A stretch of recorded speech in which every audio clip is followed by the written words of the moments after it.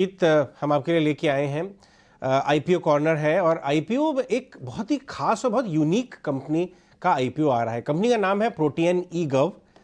Company के MD and CEO Suresh सेठी हमारे साथ जुड़ रहे हैं, फॉर्मर बैंकर रह चुके हैं।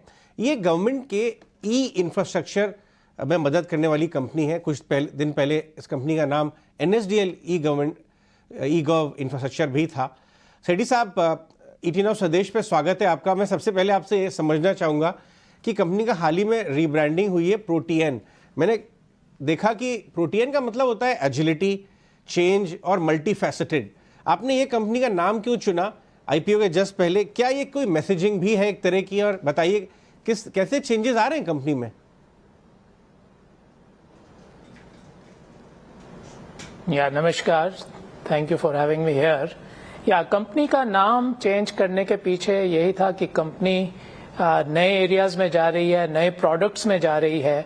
भारत का जो new age digital public infrastructure बन रहा है, हम उसमें कंट्रीब्यूट कर रहे हैं। एंड उसके साथ साथ हम ज्योग्राफिकल एक्सपेंशन कर रहे हैं, हम इंडिया स्टैक को ग्लोबल ले जाना चाहते हैं। सो ये सब नज़र में रखते हुए हमने कंपनी का नाम रीब्रांड किया। और जैसे आपने कहा, प्रोटियन का मतलब है agility. So as we see the digital ecosystem बहुत तेजी से बदलाव आ रहा है और भारत की डिजिटाइजेशन भी बहुत तेजी से हो रही है। सो हम एक कंपनी का नाम ऐसा देना चाहते थे जो इसके साथ जुड़कर आए। और इक्वली इम्पोर्टेंट ये भी था कि हमारा जो शुरू का बिजनेस था, जहां से हमने शुरू किया था कंपनी को, जहां हमने भारत की पहली डिपॉजिटरी सेटअप की थी, वो बिजनेस अब हम नहीं करते हैं। तो इसलिए हम चाहते थे कि कंपनी का नाम कंपनी के बिजनेसेस से एसोसिएटेड हो और इसलिए हमने नाम चेंज किया। एक बहुत ही यूनिक कंपनी है आपकी जो आप हेड कर रहे हैं इनफैक्ट सेठी साहब, क्योंकि हमारे यहाँ भारत में इस तरह की कंपनी थी ही नहीं। डिजिटल को इंफ्रास्ट्रक्चर अभी हमने शुरू किया है देखना, और कितना बड़ा बन सकता है। आपने अपना नाम कमाया, कंपनी ने अपना आधार कार्ड, जो शुरू के जो प्रोजेक्ट्स हैं बहुत ही अमेजिंग करे, और इनफैक्ट पूरा दुनिया देख रहा है कैसे हमने अपने डिजिटल स्टैक को किया है। तो दो सवाल उठ के आते हैं। एक, इसकी न्यू एरियाज़ में कहाँ पे एप्लीकेशंस हैं?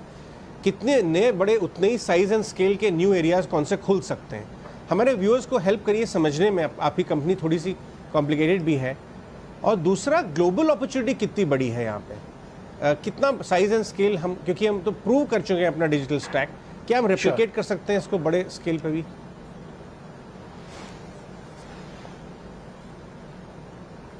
नहीं, श्योर। तो इसमें मैं थोड़ा कंपनी का बैकग्राउंड दूंगा। आपने सही क्वेश्चन किया कि जो अभी तक बना है उसको आगे कैसे ले जा सकते हैं। क्योंकि शुरू में जब हमने अपना जर्नी शुरू किया तो बहुत ही फंडामेंटल डिजिटल आर्किटेक्चर में हमने कंट्रीब्यूट किया है नेशनल लेवल पे। और हमारी शुरुआत हुई टैक्सेशन के साथ, जहां पे हमने पूरा टैक्स सिस्टम मॉडर्नाइज किया।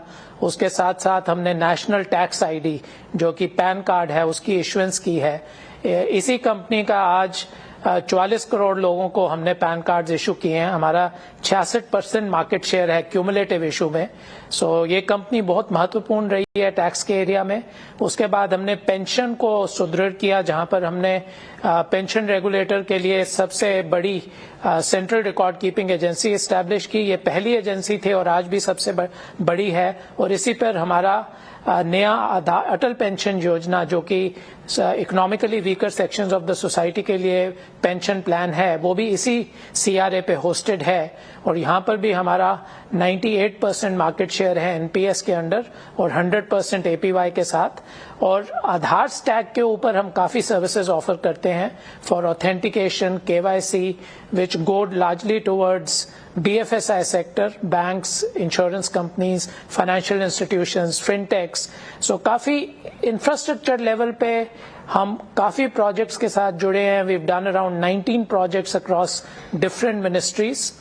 आगे देखते हुए गवर्नमेंट की स्ट्रांग पॉलिसी है कि देश में मल्टीपल सेक्टर्स में ओपन डिजिटल इकोसिस्टम्स क्रिएट किए जाए। एंड इसमें if you see, MeitY has issued a paper जिसमें वो बात करते हैं नेशनल ओपन डिजिटल इकोसिस्टम के बारे में। Very much like Aadhaar and payment infrastructure on UPI, now there are sectoral interventions happening in digital commerce, in mobility, in health care, agriculture, education, और इन सब एरियाज में हमारी कंपनी इंफ्रास्ट्रक्चर लेवल पे contribute करने के लिए लगी हुई है। और साथ में हमने इंटरनल इन्वेस्टमेंट की है in people, in technologies to build open source technologies, open stacks, जहां पे हम इन इकोसिस्टम्स में कंट्रीब्यूट कर पाएं। सिमिलरली जो दूसरा इम्पोर्टेंट एरिया अपने देश में आ रहा है वो डेटा के ऊपर है कि जो आपका डिजिटल डेटा है उसके बेसिस पे आप नई सर्विसेज कैसे ऑफर कर सकते हैं।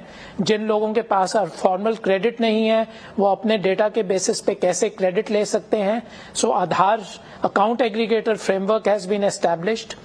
हमने अकाउंट एग्रीगेटर का लाइसेंस भी लिया है रिजर्व बैंक ऑफ इंडिया से, और हम पूरा डेटा बेस्ड बिजनेस बिल्ड कर रहे हैं जहां पे डेटा एनालिटिक्स के बेसिस पे आप क्रेडिट स्कोरिंग या एडवाइजरी सर्विसेज कर सकते हैं। So as a technology service provider हम पूरा एक डेटा स्टैक बिल्ड कर रहे हैं। और तीसरा हमारा फोकस रहा है to create a cloud services and infosec consulting business. वो भी काफी हद से हमारे स्ट्रॉन्ग स्ट्रेंथ्स हैं जो डेटा मैनेजमेंट में, सिक्योरिटी में, उसको हम यूज करके ये बिजनेस लॉन्च कर रहे हैं। एंड जैसा आपने कहा, ग्लोबली अगर हम देखें, there are lot of developing countries today जिनका डिजिटल इंफ्रास्ट्रक्चर आज उस स्तर पर नहीं है जहां पर भारत का डीपीआईज है, and they are looking at various projects on open digital ecosystems, interventions on national ID, taxation, social security and welfare. और इन एरियाज में we are taking the India stack global and seeing a huge opportunity in all these developing countries. Right. एक आखिरी सवाल सेठी साहब, आपने समझाया अपना बिजनेस मॉडल काफ़ी अच्छी तरह से, साइज और स्केल पे कोई सवाल नहीं है पोटेंशियल का। मैं ये समझना चाहूँगा, मैं डेटा देख रहा था आपका, पास्ट डेटा प्रॉफिटेबिलिटी और रेवेन्यू का। अब आप लिस्टेड कंपनी है तो बाज़ार की नज़र प्रॉफिटेबिलिटी पे भी रहेगी। वो कौन से लीवर्स होते हैं प्रॉफिटेबिलिटी इम्प्रूव करने के आगे जाने वाले सालों में जो आप बता रहे हैं, और यहाँ पे प्रॉफिटेबिलिटी को कैसे मेजर करते हैं आप? तो कमीशंस होते हैं या वॉल्यूम बढ़ेगा तो वो कौन से चीज़ों पे आप उसकी राइड करेगी आपकी प्रॉफिटेबिलिटी, अगर आप समझने में मदद करें हमारी। श्योर। तो हमारा जो करंट बिजनेसेस हैं ये सब ट्रांजैक्शनल हैं। हमारे रेवेन्यूज एक्चुअली तीनों स्ट्रीम्स आती हैं, B2C विच इज कंज्यूमर से रेवेन्यू, B2B जहां पे हम कॉर्पोरेट्स को सर्विसेज प्रोवाइड करते हैं, और B2G जहां से हमको गवर्नमेंट रेवेन्यू मिलता है। हमारा काफी बड़ा हिस्सा रेवेन्यू का B2C है जहां ट्रांजैक्शनल है, जैसे कि टैक्स सर्विसेज हमारा सबसे लार्जेस्ट बिजनेस है जहां पे for every pan card issued या एवरी पैन कार्ड चेंज हमको ट्रांजैक्शनल रेवेन्यू मिलता है, जहां पे जो कंज्यूमर है जो पैन कार्ड के लिए अप्लाई करता है वहां से रेवेन्यू आता है। हमारे पेंशन बिजनेस में there is a transactional element और there is a annuity element. Transactional revenue है जब नया पेंशन अकाउंट खुलता है तो हमारा रेवेन्यू आता है, और जब हमारा पूरा सब्सक्राइबर बेस है पेंशन अकाउंट होल्डर्स का, उस पे भी हमको रेवेन्यू मिलता है जो ट्रांजैक्शनल है नेचर में।